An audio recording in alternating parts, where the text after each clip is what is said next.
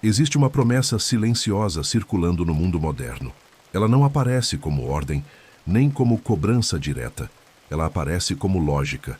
Uma lógica que se infiltra sem pedir permissão. Você não é obrigado a se expor. Você apenas passa a sentir que isso é o curso natural das coisas. Que existir hoje não é apenas viver, mas aparecer vivendo. Que crescer não é apenas avançar, mas tornar visível o avanço. Que vencer não é chegar inteiro a algum lugar, mas ser visto chegando.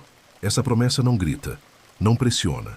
Ela se espalha pelos detalhes, nos gestos pequenos, na necessidade quase automática de registrar, na sensação incômoda de que algo ficou incompleto quando ninguém viu, como se o esforço sozinho não bastasse, como se a experiência precisasse de testemunhas para ser real.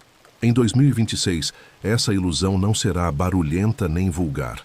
Ela não virá com a aparência óbvia da vaidade. Ela terá aprendido a se vestir de racionalidade. Vai se apresentar como estratégia, como maturidade profissional, como leitura correta do jogo. Não haverá alguém exigindo que você se mostre. Haverá algo mais eficaz, convencimento. A ideia de que é simplesmente inteligente se expor. E quando algo parece inteligente, você para de questionar. Você executa. Talvez enquanto você assiste a este vídeo, reconheça um incômodo discreto. Não um choque, mas uma tensão leve. Aquela sensação que surge quando o silêncio se prolonga demais. Não é vazio, é suspeita. A suspeita de que, sem registro, algo pode estar se perdendo, de que o tempo está passando e ninguém está vendo. É exatamente aí que a promessa começa a funcionar. Não como desejo de aplauso, mas como medo de irrelevância. Quando esse medo se instala, o silêncio deixa de ser neutro. Ele começa a parecer ameaça. Trabalhar sem contar passa a gerar inquietação. Crescer sem anunciar parece arriscado. Decidir sem explicar cria a sensação de que a decisão ainda não está completa. Não porque seja fraca, mas porque não foi confirmada por ninguém. A promessa invisível ensina pouco a pouco que o invisível não é confiável. Se esse tipo de reflexão faz sentido para você, este é um bom momento para se inscrever no canal. Não como um gesto automático, mas como uma escolha consciente de permanecer em um espaço onde o silêncio ainda é tratado com seriedade. Curta este vídeo se essa ideia já encontrou algum eco em você e escreva nos comentários se em algum momento você também sentiu que precisava ser visto para sentir que estava avançando. A ilusão não pede mentira. Não pede exagero, ela pede comprovação constante. Sugere que sem sinais externos nada conta, que o crescimento silencioso é frágil, que o que não aparece corre o risco de nunca ter existido. E essa lógica começa a moldar a forma como você se observa, mesmo sem perceber. A promessa invisível se alia a valores nobres. Usa palavras como responsabilidade, presença, posicionamento. Tudo parece correto, adulto, maduro. E exatamente por isso quase ninguém percebe quando começa a viver mais para registrar do que para aprofundar. Quando a experiência passa a ser atravessada por uma pergunta silenciosa, isso será visto? Sem perceber, você começa a dividir a atenção. Uma parte vive, a outra observa a própria vida sendo vivida. Ajusta escolhas, ritmos, gestos.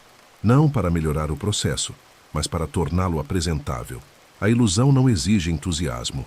Basta consentimento silencioso. Um ajuste aqui, outro ali. Tudo parece pequeno, tudo parece normal. Até que, em algum ponto, você já não sabe dizer quando passou a sentir que existir sem testemunhas é perigoso. Não há marco, não há ruptura, apenas ocupação. A promessa não derruba nada, ela apenas ocupa espaço. E quanto mais espaço ocupa, menos sobra para aquilo que só cresce no silêncio. Ela não sai sozinha, ela apenas permanece. Depois que a promessa se instala, algo começa a mudar de forma quase imperceptível. Não é uma decisão consciente, não é um pacto explícito, é um ajuste interno, lento, que vai alterando a maneira como você percebe o próprio tempo. O silêncio, que antes era apenas ausência de ruído, passa a carregar peso. Um peso estranho, difícil de nomear. Não chega a ser medo, mas também não é neutralidade. É como se algo estivesse faltando, mesmo quando tudo está acontecendo. Você percebe isso nos intervalos. nos momentos em que ninguém está olhando, quando uma escolha é feita sem testemunhas, quando um avanço não gera reação imediata. O desconforto não vem do erro, mas da ausência de resposta. É como se a realidade sem eco externo ficasse instável, como se fosse preciso alguém confirmar que aquilo realmente aconteceu, que aquele esforço contou, que aquele passo foi válido. Esse incômodo não surge porque você precisa de aprovação explícita. Ele surge porque a exposição contínua reconfigurou a forma como o valor é sentido. Antes, algo valia porque estava alinhado. Agora, algo só parece completo quando é percebido.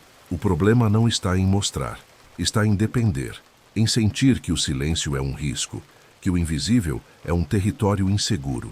É nesse ponto que muitos começam a confundir inquietação com ambição. A agitação interna é interpretada como sinal de movimento. A ansiedade é lida como energia. A pressa passa a parecer comprometimento. E o silêncio, que não oferece estímulo imediato, começa a ser visto como atraso. Como se permanecer fora do campo visível fosse, de alguma forma, ficar para trás. Mas observe com atenção o que realmente acontece dentro de você nesses momentos. Não observe para corrigir, observe para reconhecer. O desconforto não nasce da estagnação. Ele nasce da quebra de hábito, de não receber aquilo que o sistema interno passou a esperar. O silêncio não machuca por si só. Ele apenas não alimenta o mecanismo que foi condicionado a se manter ativo. Você começa a perceber que parte da sua mente trabalha em segundo plano, monitorando o impacto. Não o impacto real, mas o impacto percebido. Como algo será interpretado, como será recebido, como será traduzido em sinais visíveis. Essa camada paralela de vigilância consome energia. Não aparece como cansaço físico. Aparece como dispersão, como dificuldade de aprofundar, como uma sensação constante de que algo precisa ser feito, mesmo quando tudo essencial já está sendo feito. O mais sutil é que isso não se apresenta como sofrimento evidente. Pelo contrário, muitas vezes vem acompanhado de uma sensação de controle, de estar participando, de estar presente. Mas, pouco a pouco, você percebe que esse controle é frágil, que ele exige manutenção constante, que qualquer período prolongado de silêncio começa a gerar inquietação. Não porque algo esteja errado, mas porque nada está sendo confirmado. Nesse estágio, o silêncio deixa de ser descanso. Ele se torna um espaço de confronto, um espelho incômodo. Nele você não tem indicadores externos para se orientar. Não há métricas visíveis, não há reação imediata. Só resta a relação direta com o próprio processo. E essa relação, quando não é treinada, gera estranhamento. Como se você estivesse diante de algo esquecido. A mente moderna não foi educada para sustentar longos períodos sem estímulo, sem resposta, sem validação. Por isso, quando o silêncio se estende, ela começa a criar ruído interno, pensamentos repetitivos, dúvidas que não estavam ali antes, perguntas que surgem não porque algo mudou, mas porque o ambiente ficou quieto demais. É nesse desconforto que algo importante começa a se revelar, não como resposta clara, mas como fissura. A percepção de que talvez o problema não seja o silêncio em si, mas a dependência do barulho. Que talvez a inquietação não seja sinal de urgência, mas de abstinência. E essa percepção, ainda frágil, ainda sem forma definida, começa a abrir espaço para algo que não pode ser acelerado. O silêncio permanece, e você, pela primeira vez, começa a permanecer com ele. Com o passar do tempo, algo começa a se dividir dentro de você. Não de forma dramática, não como um colapso. É uma divisão funcional, quase eficiente demais para ser percebida de imediato. Uma parte da sua atenção permanece no trabalho real, naquilo que precisa ser feito, pensado, construído.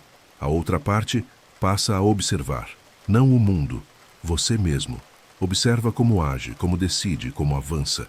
Não para ajustar o processo, mas para antecipar como isso será visto. Essa auto-observação constante cria um deslocamento silencioso. Você já não está inteiro dentro da experiência. Está sempre um passo fora, acompanhando a própria imagem em tempo real. O pensamento se organiza não apenas em torno do que faz sentido, mas do que pode ser entendido. do que pode ser mostrado sem explicação excessiva, do que se encaixa melhor numa narrativa clara. E pouco a pouco, o processo começa a se moldar ao enquadramento, não à necessidade interna. Nada disso parece errado à primeira vista. Pelo contrário, parece profissional, parece estratégico, parece maturidade.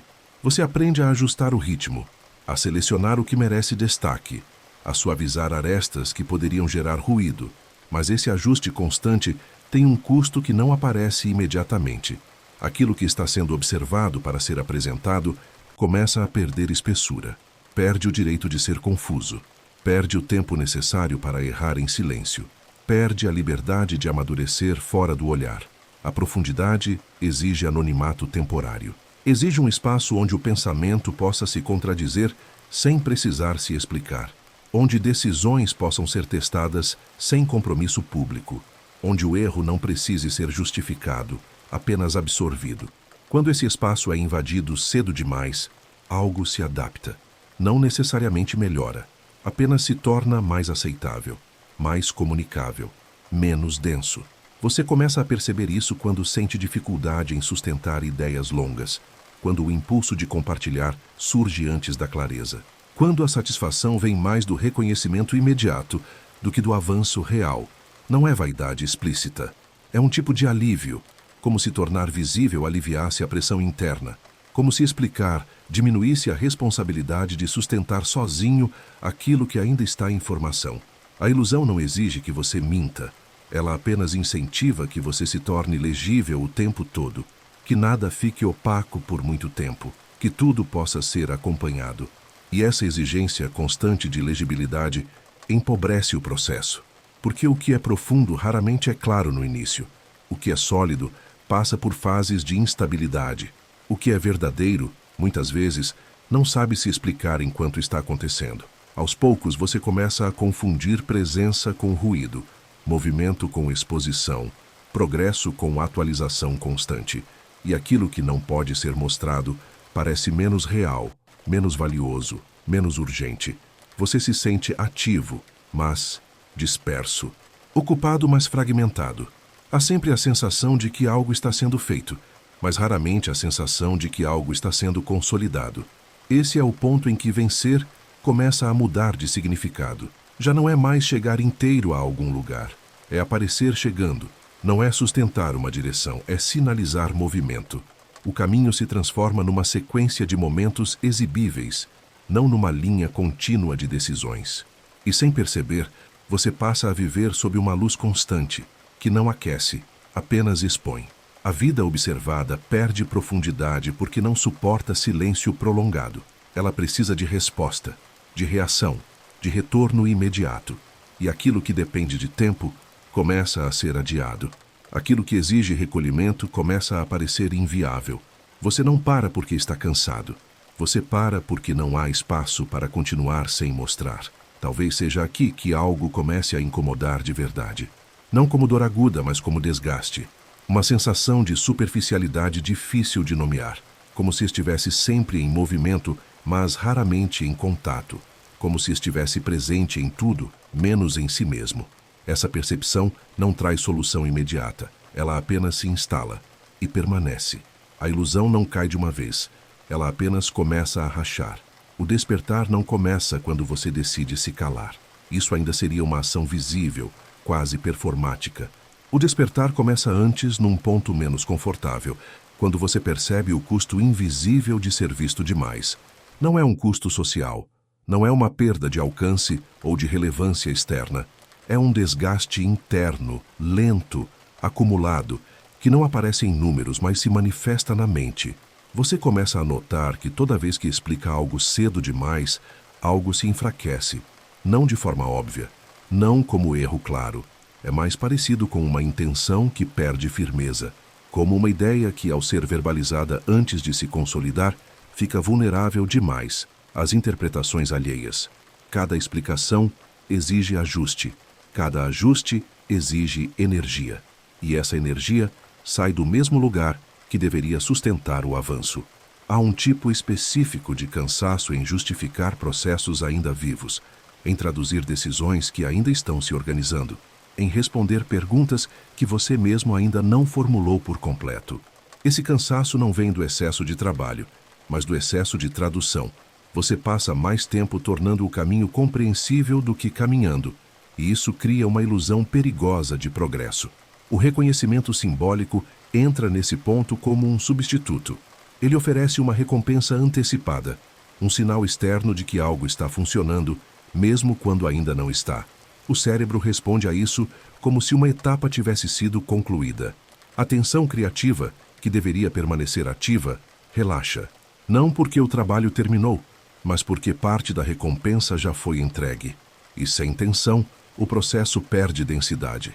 Essa é a quebra de expectativa mais difícil de aceitar. Ser visto não fortalece automaticamente. Em muitos casos, enfraquece. Não porque a visibilidade seja errada em si, mas porque ela desloca o centro de gravidade. O foco sai da construção e vai para a recepção. O esforço real passa a disputar espaço com a manutenção da imagem do esforço. E essa disputa é silenciosa, constante, desgastante. Você percebe isso quando começa a se sentir ocupado demais e produtivo de menos. Quando há movimento contínuo, mas pouca consolidação. Quando a sensação de avanço vem mais do retorno externo do que da clareza interna. Não é falta de disciplina, não é preguiça, é fragmentação. A mente está dividida entre fazer e mostrar. E dividir a mente tem um custo alto. Nesse ponto, algo começa a se inverter. Aquilo que parecia impulso começa a parecer ruído. Aquilo que parecia presença começa a parecer interferência.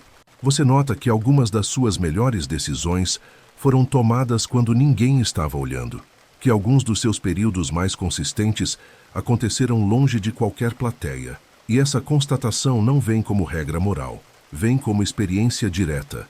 É aqui que o despertar começa a ganhar forma, não como solução imediata, mas como deslocamento interno. Uma mudança sutil de referência. Você passa a perceber que nem tudo o que é mostrado se fortalece, e nem tudo o que se fortalece precisa ser mostrado. Essa percepção não exige anúncio, ela apenas pede tempo. Tempo para ser sentida, tempo para ser sustentada. Se você está assistindo a este vídeo e essa reflexão está fazendo sentido, vale interromper por alguns segundos essa sequência automática de consumo. Se inscreva no canal agora. Curta este vídeo, não como gesto mecânico, mas como forma de sinalizar que esse tipo de pensamento merece continuar existindo. E se algo aqui tocou um ponto específico da sua experiência, deixe um comentário, não para concordar, mas para registrar que você percebeu. O despertar não se consolida com decisões grandiosas. Ele começa com pequenos realinhamentos, com a percepção de que talvez o excesso de exposição não seja força, mas vazamento. E essa percepção, quando se instala, não grita. Ela permanece em silêncio, pedindo apenas continuidade. Sêneca não falava de silêncio como virtude exibível. Para ele, o silêncio não era um adorno moral, nem uma postura que precisava ser demonstrada. Era a consequência, um efeito colateral inevitável de quem já não vive reagindo, de quem não depende da validação imediata para sustentar o próprio caminho. O silêncio, nesse sentido, não é escolha estética, é economia interior. Você começa a perceber isso quando entende que energia mental é finita. Cada explicação consome, cada justificativa drena. Cada tentativa de ser compreendido exige um ajuste interno que raramente é neutro. Mesmo quando bem intencionado, explicar demais fragmenta, porque obriga o pensamento a se adaptar ao ritmo do outro, não ao seu. E pouco a pouco, essa adaptação constante cobra um preço. Existe um tipo de energia que só se preserva no recolhimento. Uma tensão silenciosa, necessária para que ideias amadureçam sem interferência, para que decisões encontrem sua forma sem precisar se defender, para que o erro cumpra sua função sem virar espetáculo. Quando essa energia é exposta cedo demais, ela se dissipa. O processo perde firmeza. O pensamento perde profundidade. A intenção começa a responder mais ao olhar externo do que à sua lógica interna. O silêncio, então, deixa de ser ausência e passa a ser proteção. Não proteção contra o mundo, mas contra a dispersão, contra a necessidade constante de se posicionar. contra a tentação de transformar tudo em resposta. Você começa a entender que nem toda pergunta merece ser respondida, nem toda curiosidade exige abertura, nem todo olhar precisa ser correspondido. As pessoas mais estáveis raramente sentem urgência em se oferecer. Elas não se escondem, apenas não se explicam além do necessário. Não porque desprezam o outro, mas porque já resolveram internamente aquilo que ainda está em disputa para muitos. Elas não precisam ser entendidas o tempo todo, porque já entenderam a própria direção. E essa compreensão gera uma quietude que não pede testemunhas. Há algo desconfortável nisso no início, uma sensação de estar retendo demais, de parecer distante, de não corresponder às expectativas de transparência constante. Mas, com o tempo, você percebe que essa retenção não é rigidez, é foco. É a recusa consciente de desperdiçar energia com ruídos que não contribuem para o essencial. O silêncio passa a funcionar como um filtro natural. Você nota que decisões tomadas em silêncio tendem a ser mais coerentes, não necessariamente mais corretas, mas mais alinhadas.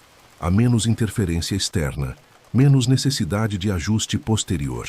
O pensamento flui por mais tempo sem interrupção. A mente começa a se reorganizar em torno do que importa, não do que precisa ser explicado. Esse tipo de silêncio não é hostil. Ele não cria distância emocional. Ele apenas estabelece limites claros entre o que está pronto para ser compartilhado e o que ainda precisa de tempo. E essa distinção é fundamental para qualquer processo que queira amadurecer de verdade. O que é frágil demais para ser sustentado sozinho não se fortalece com exposição. Ele se fortalece com continuidade. Aos poucos, você percebe que o silêncio não empobrece a relação com o mundo. Ele a qualifica. Você fala menos, mas com mais densidade. Explica menos, mas com mais clareza. Se posiciona menos, mas com mais firmeza. Não porque aprendeu uma técnica, mas porque parou de desperdiçar energia onde ela não retornava. Esse é o ponto em que o silêncio deixa de parecer perda e começa a parecer alívio. Um espaço interno que não precisa ser preenchido o tempo todo. Um intervalo onde o pensamento pode se estender sem ser interrompido pela necessidade de forma. Nada disso exige anúncio. Nada disso pede reconhecimento externo. O silêncio apenas se estabelece, e com ele uma economia interior que sustenta tudo o que ainda está por vir.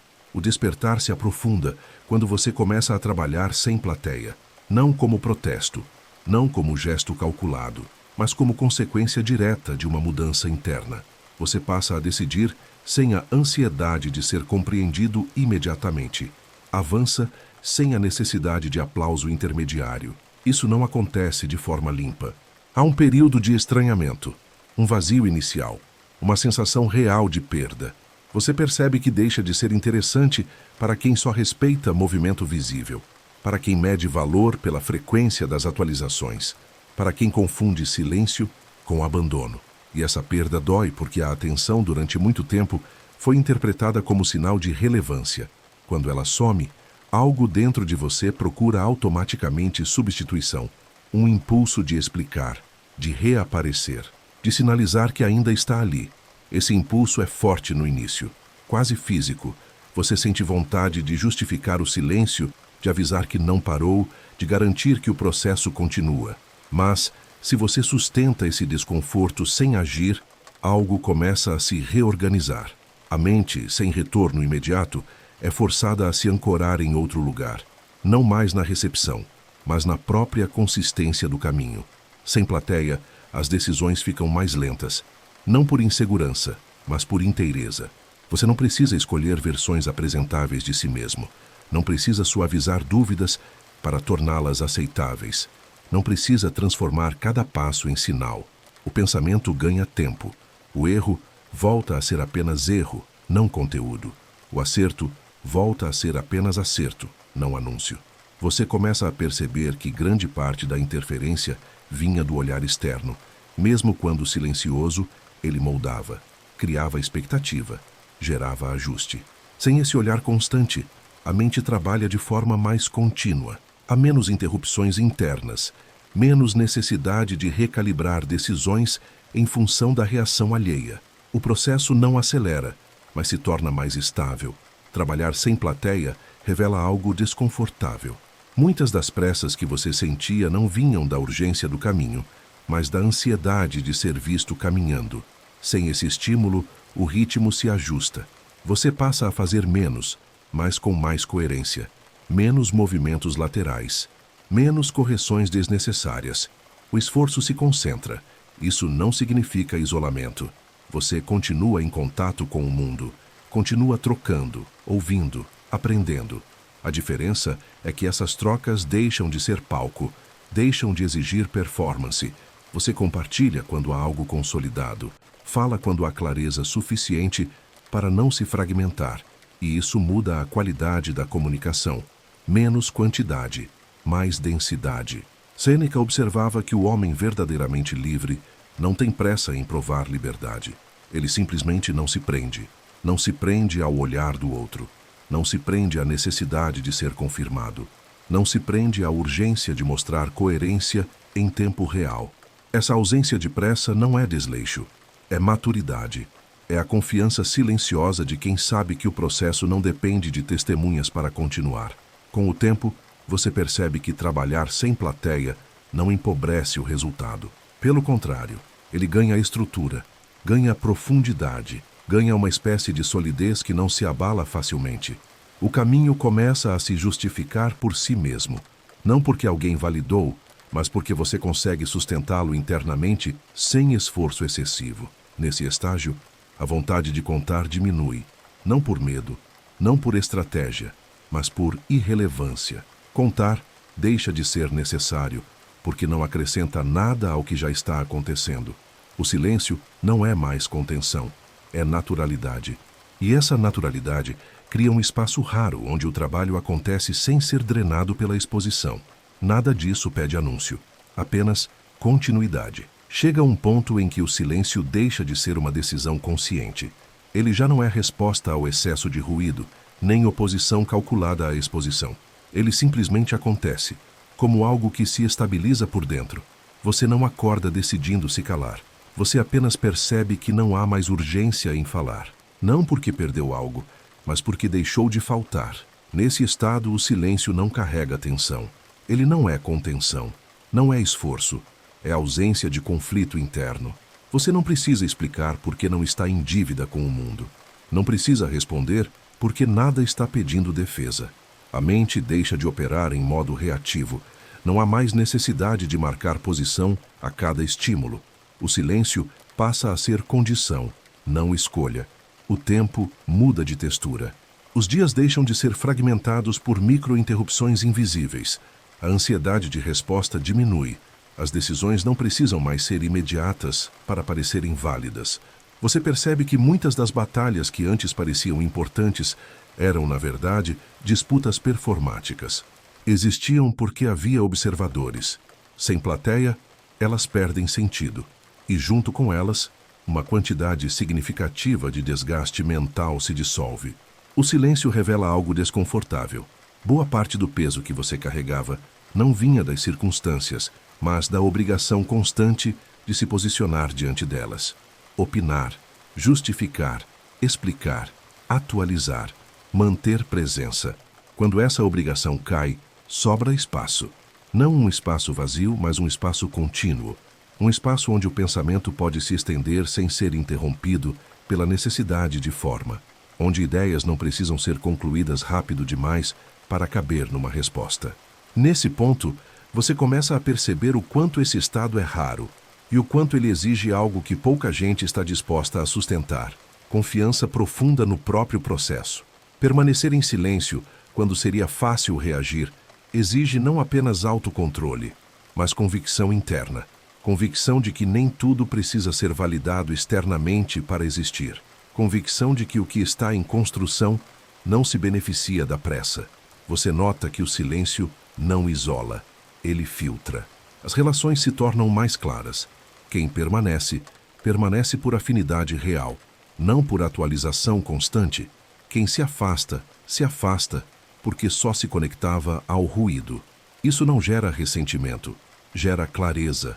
O campo ao redor se organiza de forma mais honesta. O silêncio também muda a forma como você percebe a si mesmo. Sem a necessidade de se narrar o tempo todo, a identidade se estabiliza. Você deixa de se redefinir a cada fase. Não porque parou de mudar, mas porque a mudança deixou de precisar de anúncio. O processo acontece em continuidade, sem rupturas artificiais, sem reinvenções performáticas. Há um alívio específico nisso, um tipo de descanso que não vem da pausa, mas da ausência de fragmentação. Você não está tentando sustentar várias versões de si ao mesmo tempo. Não está ajustando o discurso para públicos diferentes. Não está monitorando reação. Está apenas sendo coerente, em silêncio. Se você chegou até aqui assistindo a este vídeo e percebe que esse estado faz sentido, é importante marcar isso agora. Se inscreva no canal, curta este vídeo. Isso não é um pedido automático. É um gesto consciente para apoiar esse tipo de reflexão, que não grita, não acelera, não disputa a atenção. E se esse capítulo tocou algo específico na sua experiência, deixe um comentário, não para explicar demais, apenas para registrar que você reconheceu esse estado. O silêncio, quando se instala de verdade, não pede permanência forçada. Ele apenas continua, e você continua com ele. No silêncio, o progresso muda de forma. Ele deixa de ser algo que precisa ser verificado o tempo todo e passa a ser algo que se sente, não como euforia, não como certeza absoluta, mas como estabilidade. Uma estabilidade discreta, quase invisível, que se manifesta na redução da fricção interna. Você percebe que faz menos força para sustentar quem é, menos esforço para manter coerência, menos energia gasta tentando alinhar discurso e ação, porque eles já não estão tão separados. Esse tipo de progresso não aparece em marcos claros. Não há datas simbólicas. Não há anúncios de virada. Ele acontece como continuidade, como a capacidade de permanecer numa direção sem precisar reafirmá-la a cada passo. Você nota que decisões antes difíceis agora se resolvem com menos debate interno. Não porque ficaram fáceis, mas porque há menos vozes competindo dentro da mente. O silêncio organiza. Você começa a reconhecer sinais que antes passavam despercebidos. A forma como reage com menos urgência. Como escuta sem preparar resposta imediata. Como tolera períodos de indefinição sem entrar em pânico. Essas mudanças não chamam atenção externa, mas alteram profundamente a experiência interna. Há menos desgaste emocional, menos necessidade de controle, menos ansiedade disfarçada de planejamento. O progresso silencioso também se revela na relação com o tempo. Você deixa de tratá-lo como algo que precisa ser otimizado o tempo todo. Nem todo intervalo precisa ser produtivo, nem toda pausa precisa ser justificada. O tempo volta a ter espessura. Você consegue permanecer mais tempo numa mesma tarefa, num mesmo pensamento, numa mesma decisão. A mente já não exige estímulo constante para se manter engajada. Esse tipo de avanço não acelera resultados. Muitas vezes desacelera, mas essa lentidão não é atraso, é densidade. Cada passo carrega mais intenção não fragmentada. Há menos correções de rota porque a rota não está sendo influenciada o tempo todo por reações externas. O caminho deixa de ser uma sequência de momentos exibíveis e passa a ser uma linha contínua de escolhas sustentadas. Você percebe então que medir demais cria distorção. Quando tudo precisa ser acompanhado, avaliado, comparado, o processo se adapta à métrica. No silêncio, sem medição constante, o processo volta a obedecer à própria lógica interna. Ele amadurece no ritmo que precisa, não no ritmo que impressiona. E isso gera uma consistência que não depende de motivação contínua. Nada disso produz sinais imediatos de sucesso. Não há validação rápida, não há confirmação externa frequente, mas há algo mais raro: permanência. O que se constrói nesse estado não colapsa facilmente, porque não foi moldado para agradar, foi moldado para se sustentar. A ausência de aplauso precoce impede a acomodação. O trabalho continua exigente. A atenção permanece no essencial.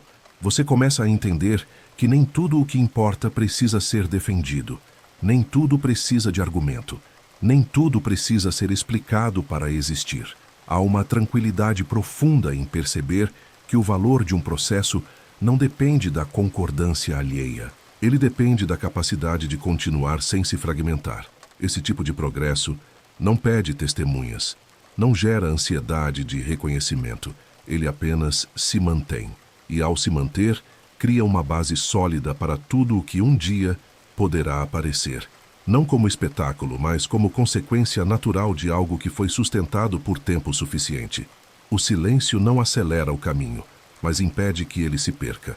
Em 2026, vencer em silêncio não será tendência, não será discurso dominante, não será estética valorizada, não será ensinada como método, será refúgio, um território discreto onde poucos permanecem, não porque seja superior, mas porque exige algo que a maioria não está disposta a sustentar: crescer sem ser visto enquanto cresce. A lógica predominante continuará sendo outra: mostrar para existir, atualizar para provar continuidade, expor para validar esforço. A ausência de visibilidade seguirá sendo confundida com a ausência de ambição. O silêncio será interpretado como hesitação, a lentidão como fraqueza. E isso não vai mudar tão cedo, porque essa confusão não nasce de ignorância, mas de condicionamento coletivo. Vencer em silêncio, nesse contexto, não é confronto, não é rebeldia, não é oposição ao mundo visível. É retirada estratégica sem anúncio. É a decisão interna de não submeter o próprio processo ao ritmo da plateia. Não porque a plateia seja hostil, mas porque ela interfere, ela pressiona, ela exige sinais constantes, e tudo o que é exigido cedo demais tende a se deformar. O silêncio protege algo essencial: a integridade do processo. Protege a mente da fragmentação contínua, protege o esforço da diluição simbólica, protege a direção das correções excessivas. Quando isso é preservado, o caminho deixa de ser frágil. Ele não depende de estímulo externo para continuar. Ele se sustenta por coerência interna. Esse tipo de vitória não oferece garantias rápidas. Não promete reconhecimento imediato. Não entrega sensação constante de progresso.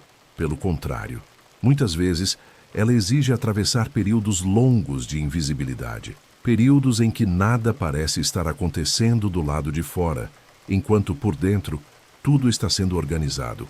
Poucos suportam esse intervalo sem tentar compensar com exposição. A maioria desiste nesse ponto, não porque falhou, mas porque confundiu silêncio com estagnação. Confundiu ausência de resposta com ausência de sentido. Confundiu invisibilidade com irrelevância. E volta ao ruído não por convicção, mas por desconforto. Porque sustentar um processo sem testemunhas exige uma confiança que não se improvisa. Vencer em silêncio não significa que nada aparece no fim. Significa que, quando aparece, não precisa ser explicado. O resultado não pede narrativa excessiva, porque carrega consistência própria. Ele não depende de contexto elaborado. Não exige defesa constante. Ele se mantém, não pela força da exposição, mas pela solidez da construção. Há algo profundamente contraintuitivo nisso. Quanto menos você tenta parecer em movimento, mais real o movimento se torna. Quanto menos você mede, mais percebe continuidade. Quanto menos você explica, mais entende o que está fazendo. O silêncio não acelera a chegada, mas impede que você se perca tentando provar que está a caminho. Em 2026, esse será um privilégio raro, não no sentido elitista, mas no sentido psicológico. Poucos conseguirão sustentar processos longos sem validação constante. Poucos aceitarão não ser vistos enquanto amadurecem. Poucos suportarão a ausência de eco sem confundir isso com fracasso. Esses poucos não serão mais fortes, apenas estarão menos fragmentados. Depois de um certo ponto, vencer em silêncio deixa de ser escolha consciente. Torna-se estado. Você já não sente vontade de anunciar. Não porque teme julgamento, mas porque não vê utilidade. O caminho se justifica por si. O esforço encontra repouso na própria continuidade. E a mente, finalmente, deixa de pedir aplauso para continuar trabalhando. Se você assistiu a este vídeo até aqui, é porque esse tipo de reflexão encontrou espaço dentro de você. Então agora, de forma direta e consciente, faça 3 coisas. Se inscreva no canal, curta este vídeo e deixe um comentário dizendo simplesmente o que mais te incomodou ou te silenciosamente concordou ao longo desse conteúdo. Isso ajuda este espaço a continuar existindo sem precisar gritar. Depois disso, não há muito o que dizer. O silêncio faz o resto.